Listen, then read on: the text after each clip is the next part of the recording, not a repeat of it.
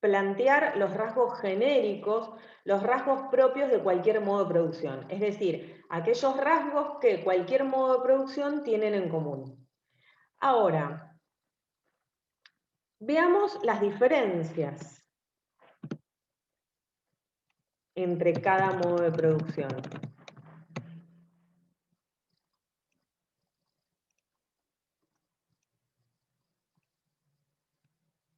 ¿Cuáles serían las diferencias? A ver si me ayudan a elaborar esta cuestión.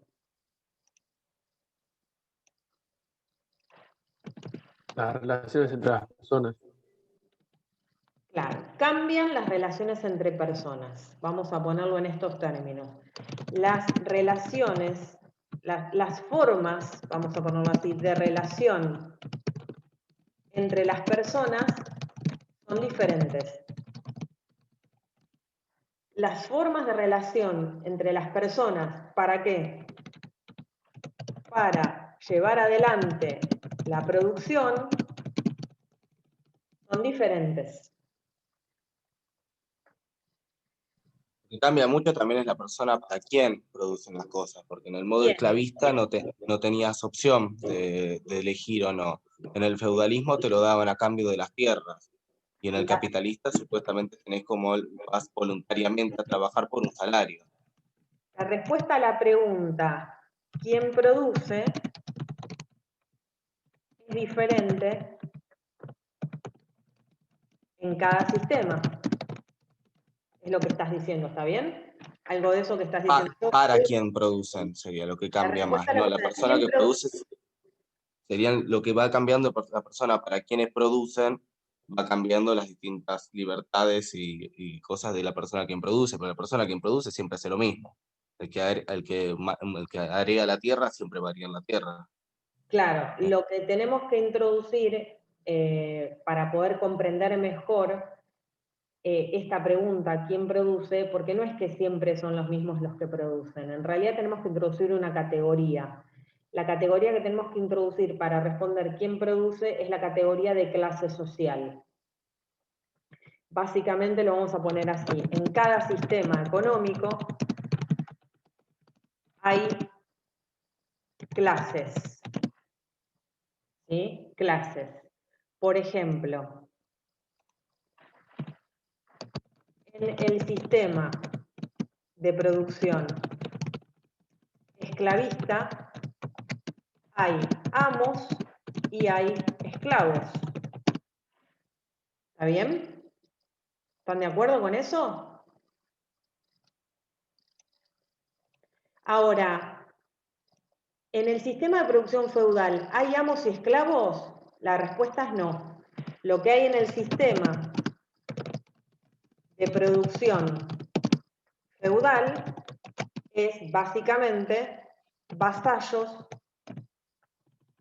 o siervos y señores feudales. En el sistema de producción capitalista, ¿qué hay?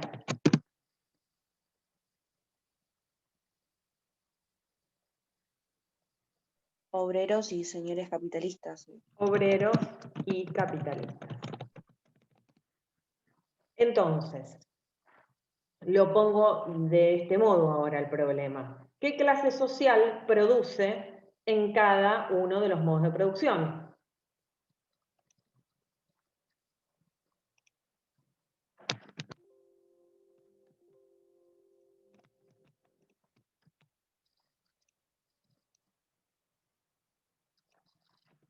¿Qué clase social produce en cada modo de producción?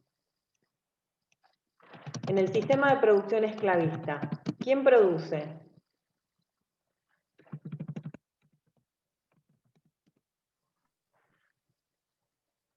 El esclavo. Exactamente. Producen los esclavos. En el sistema de producción feudal, ¿quiénes producen?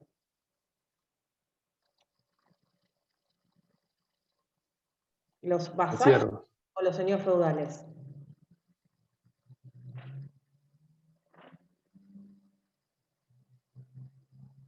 ¿Quiénes producen el sistema de producción feudal? ¿Los vasallos o siervos o los señores feudales? Los siervos.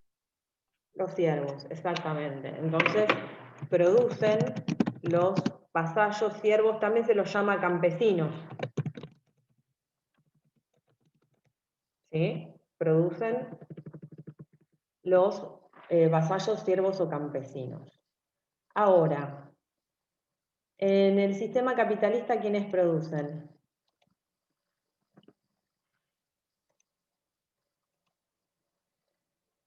¿Quiénes Los producen? obreros. Los obreros, naturalmente. Los obreros. Los obreros, naturalmente. Entonces, cambia quien produce. Cambia en cada modo de producción quien produce. A su vez, decía, primera diferencia, ¿no? Primera diferencia. En cada sistema económico hay clases diferentes, hay distintas clases sociales. Se configuran, vamos a ponerlo así, se configuran distintas clases sociales. ¿Está bien? Se configuran distintas clases sociales. Entonces, decimos, en el modo de producción esclavista tenemos dos grandes clases sociales, los amos y los esclavos.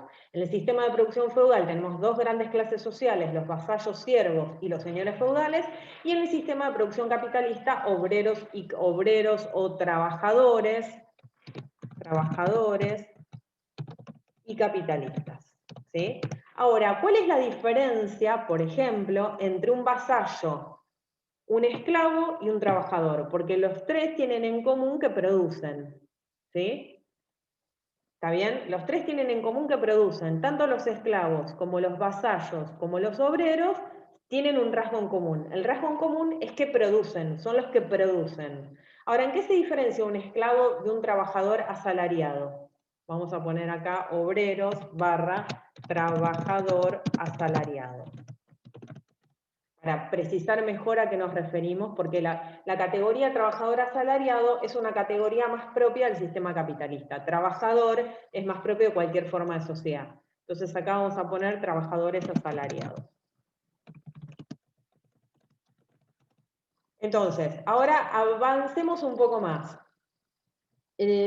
Tanto los esclavos como los campesinos como los trabajadores asalariados tienen un rasgo en común. ¿Cuál es ese rasgo en común?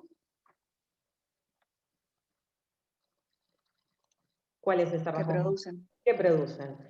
Ahora, ¿cuál es la diferencia entre un esclavo, un trabajador asalariado y un campesino? Que el esclavo era obligado. Al esclavo no le queda otra que trabajar, que hacer lo que le mandan. Exacto. Entonces vamos a poner así. El esclavo no es libre. Está obligado a trabajar. ¿Sí? Está obligado a trabajar. Y vamos a poner, está sujeto a una relación de dependencia personal. ¿Qué quiere decir esto? Quiere decir que está sujeto a una relación de dependencia personal y es peor aún, el esclavo es un objeto de producción, no tiene derechos. No tiene derechos humanos, sociales, políticos, etc. Es un objeto, ¿sí? O sea, es un objeto, es como si fuese un esclavo para un amo en la Edad Antigua, es como si fuese un objeto. No es una persona, es un objeto. Ahora, en el sistema de producción feudal, los vasallos en realidad no son objetos, no son considerados como objetos, pero se caracterizan. Las dos rayitas que acabo de poner significan que marcan la diferencia con respecto a los esclavos y a la producción asalariada, al trabajo asalariado, ¿sí? las dos rayitas, de las dos rayitas en adelante, lo que estoy haciendo es marcar la diferencia con respecto a los otros productores. Entonces, los vasallos o los campesinos está obligado a trabajar y está sujeto a una relación de dependencia personal. Acá me voy a rectificar, perdón, están obligados a trabajar y vamos a sacar esto. Están obligados a trabajar, el esclavo es un objeto de producción. Acá no hay relación de dependencia personal porque la relación de dependencia personal supone un reconocimiento recíproco entre personas, ¿sí? Así que ahí rectifico. Es decir, si yo digo hay una relación de dependencia personal, supongo que hay una relación entre personas. Pero acá, en el sistema de producción esclavista, no hay relación entre personas, hay relación entre personas y objetos, porque los esclavos son considerados objetos de trabajo, ¿sí? No tienen derechos, ni humanos, ni sociales, ni políticos. Ahora, en el sistema de producción feudal, el vasallo, el siervo o el campesino está también obligado a trabajar, pero está sujeto a una relación de dependencia personal. ¿En qué consiste esto? Bueno, básicamente, el campesino, a cambio de trabajar la tierra, recibe protección de las invasiones. Esa protección se la brinda el señor feudal.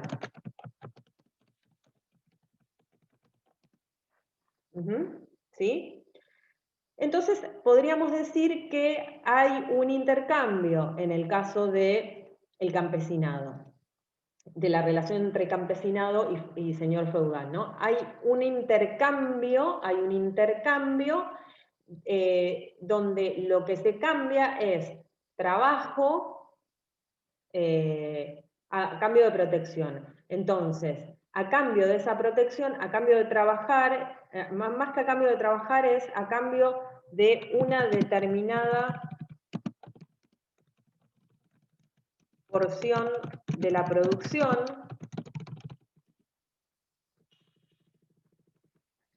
recibe protección. O sea, el campesino va a la tierra del señor feudal, trabaja la tierra del señor feudal, produce y a cambio el señor feudal, a cambio de parte de la producción que produce el campesino, el señor feudal protege al vasallo de las invasiones, ¿no? Obviamente, tendríamos que, para poder comprender mejor este fenómeno, entender la naturaleza de las invasiones y cómo se estructuró la sociedad en ese momento en feudos. Pero en principio tenemos esto, como para poder avanzar. Ahora, en el sistema de producción capitalista asalariado, ¿qué tenemos? ¿Cuál es la característica del trabajador? ¿Está obligado a trabajar? En el capitalismo existe un contrato para trabajar, donde uno acepta las condiciones de trabajo y le dan, y a cambio le dan un salario y tiene que cumplir ciertos horarios y lugares. Sí. Vamos a ponerlo... Es como un consenso. Vamos a ponerlo en estos términos para clarificar. En el caso del esclavo, el esclavo está obligado a trabajar porque un otro lo obliga, que es el amo, ¿no? Otro lo obliga. En el caso del campesino, uno podría decir, bueno, en realidad hay un intercambio. Habría que analizar un poquito más la naturaleza de esa relación entre vasallos y siervos. Para la próxima la profundizo un poco. Pero en principio hay un intercambio. El campesino se compromete a producir una parte de la producción trabajando la tierra, le entrega una parte de la producción y el vasallo le da la producción y el señor feudal le da protección. El campesino está obligado a trabajar en principio y está atado a la tierra, ¿no? Porque digamos que su intercambio depende de su capacidad de poder producir y trabajar la tierra, ¿sí? Vamos a ponerlo acá, está atado a la tierra. Ahora, el trabajador asalariado tiene una particularidad. Yo diría, lo pondría en estos términos, porque ustedes están planteando un problema con lo que me acaban de decir, que me parece súper interesante. La pregunta sería, ¿está obligado o no está obligado a trabajar? Porque un compañero dijo, hay un contrato. Si hay un contrato, el contrato es voluntario, se puede no firmar, por lo tanto, no estás obligado a trabajar. No estás obligado a trabajar por un otro. Ahora, ¿estás o no estás obligado a trabajar? Porque una compañera hizo alguna otra referencia al tema del trabajo asalariado. Obligado estás porque si no cumplís con el contrato te quedás sin el trabajo. Exacto, o sea, básicamente, o sea, estás obligado, en realidad, no está obligado a trabajar, está obligado a vender su fuerza de trabajo. Básicamente porque si no vende su fuerza de trabajo, o sea, ¿qué es su fuerza de trabajo? Su capacidad de trabajo,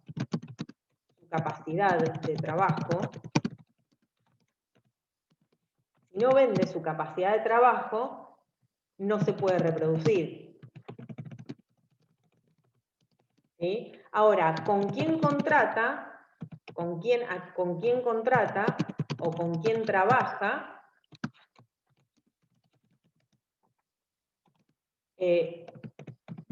Depende de las partes. Pero está obligado también a trabajar. Lo que pasa es que no hay una obligación de trabajar promovida por un otro. Es decir, no hay una relación de dependencia personal. Es decir, lo voy a poner en otros términos.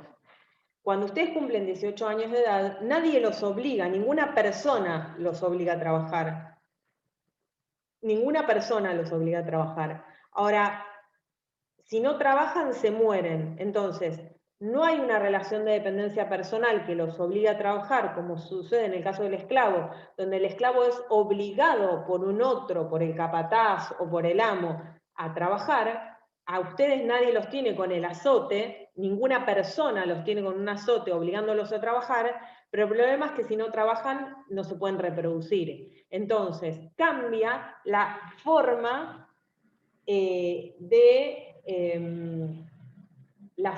de obligar a alguien a trabajar. Cambia esa manera, ¿no? Cambia el mecanismo coercitivo.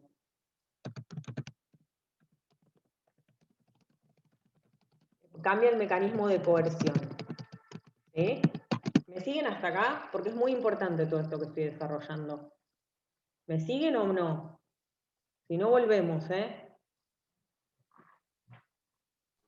Sí, profe, se entiende. Bueno, entonces, diferencias, identidades y diferencias. Las tres clases sociales, campesinos, esclavos y obreros, trabajadores asalariados, trabajan, son los que trabajan, pero se diferencian en cuanto a que el esclavo no es libre, el campesino está atado a la tierra, el esclavo está atado a una persona, al amo, y el obrero asalariado no está, es libre, podríamos decir, es libre de contratar, es libre, podríamos decir, vamos a ponerlo en estos términos, es libre de vender su fuerza de trabajo, porque si, pero si no vende su fuerza de trabajo, su capacidad de trabajo no se puede reproducir. Entonces, con quién contrata, con quién trabaja, depende de las partes involucradas. Pero no hay una obligación de trabajar promovida por un otro. No hay una relación de dependencia personal. Con lo cual cambia el mecanismo de coerción. Porque ya no es una persona la que nos obliga a trabajar, sino que es el contexto de organización social el que nos obliga a trabajar. Porque si no trabajamos, no nos podemos reproducir. ¿Dónde piensan que está, dónde consideran que está más desarrollado el dinero? ¿En el sistema de producción esclavista, en el sistema de producción feudal o en el sistema de producción capitalista?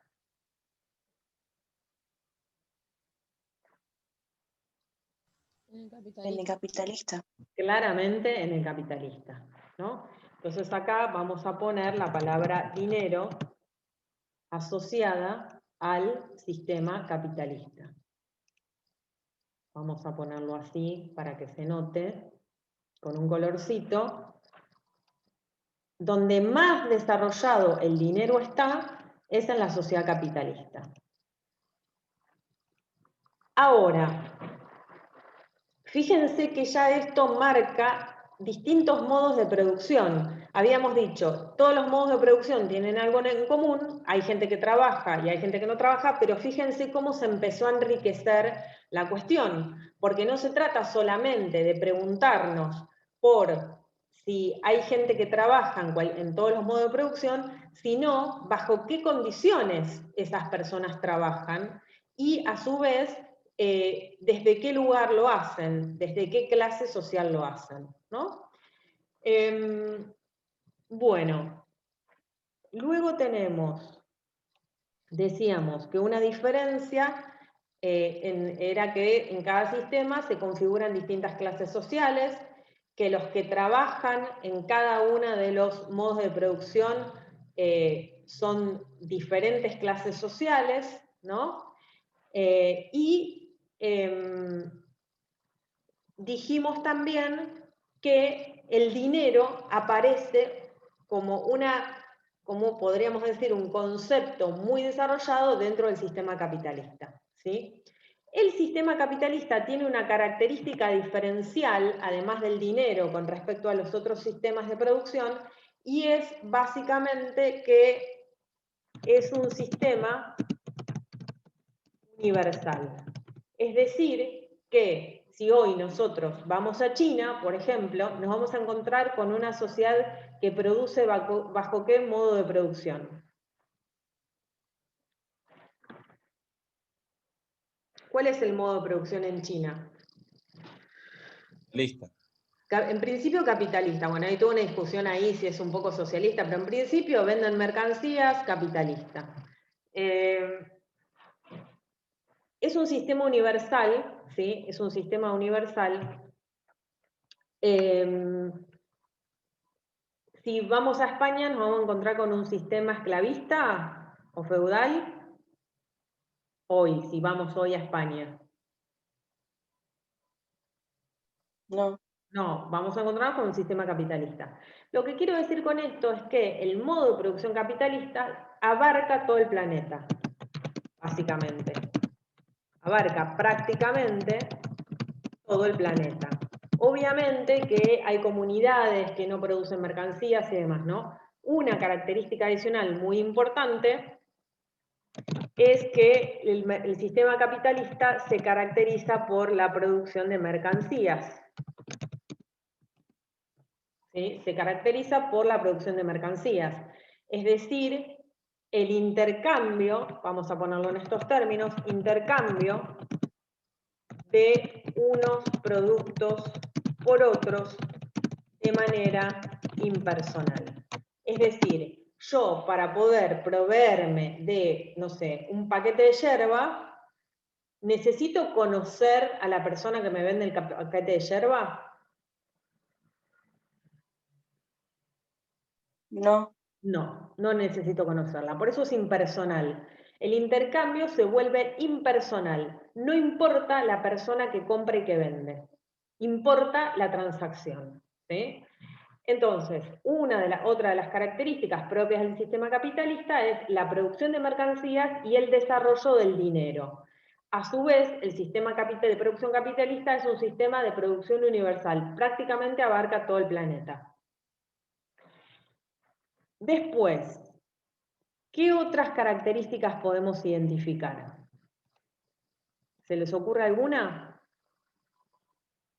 Estas son como muy elementales, porque les cuento que quien desarrolla de una manera muy profunda la cuestión del modo de producción capitalista en particular, cómo funciona el modo de producción capitalista, y cuáles son las principales categorías que distinguen al capitalismo de otras formas de producción social, es precisamente Carlos Marx, ¿no? O sea, es un autor que se dedica a estudiar muy profundamente el sistema capitalista y que marca un punto de quiebre con respecto a la teoría económica previa. Sean o no sean marxistas, es muy importante que lean El Capital de Marx, ¿sí? Es muy importante porque los va a formar muchísimo en cuanto a su capacidad de poder comprender la naturaleza de los modos de producción y fundamentalmente el modo de producción capitalista. Ahora, pregunto, ¿hay explotación en el modo de producción esclavista?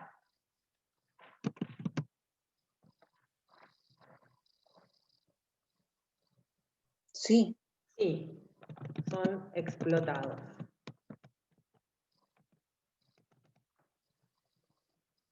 Para que haya explotación, esto es una cosa importante, tiene que haber excedente. O sea, ¿qué significa esto?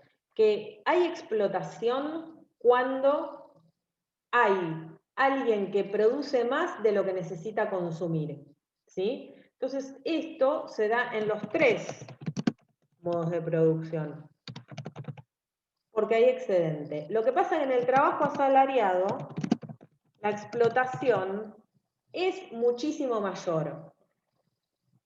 ¿Por qué? Porque se desarrollan tanto las fuerzas productivas, tanto, que un obrero puede producir, un solo obrero con el nivel de tecnología y producción que hay, puede producir para muchísima gente, mucho más de lo que necesita para sí mismo. Entonces, la explotación supone la existencia de un excedente económico, es decir, de la posibilidad de poder producir más de lo que yo necesito para poder consumir. En la medida en que yo trabajo 8 horas y para poder reproducirme necesito 4, el resto de las 4 horas las trabajo para alguien más. El caso más paradigmático, me parece el más claro, es el del vasallo. El vasallo trabaja la tierra, ¿no? Al final del día, supongamos que produce 100 o 10 kilos de harina. De esos 10 kilos de harina, 5 le da el señor feudal y 5 se los queda a él. ¿Quién produjo los 10 kilos de harina? Los produjo el vasallo. ¿Se quedó con esos 10 kilos de harina? No, no se quedó con esos 10 kilos de harina. Una parte de esos kilos de harina se las da al señor feudal. Ahí hay explotación. ¿Por qué? ¿Cuál es la condición para que haya explotación? Que haya un excedente económico. ¿Y qué significa excedente? Significa la capacidad de producir más de lo que se requiere para poder llevar adelante la propia reproducción. Entonces, en los tres modos de producción hay explotación. El punto es que en el sistema de producción capitalista, las fuerzas productivas, las fuerzas de producción se desarrollan tanto a partir de la tecnología que el grado de explotación es cada vez mayor. Pasamos, nos queda menos de un minuto, pasemos a la próxima sesión, ¿les parece?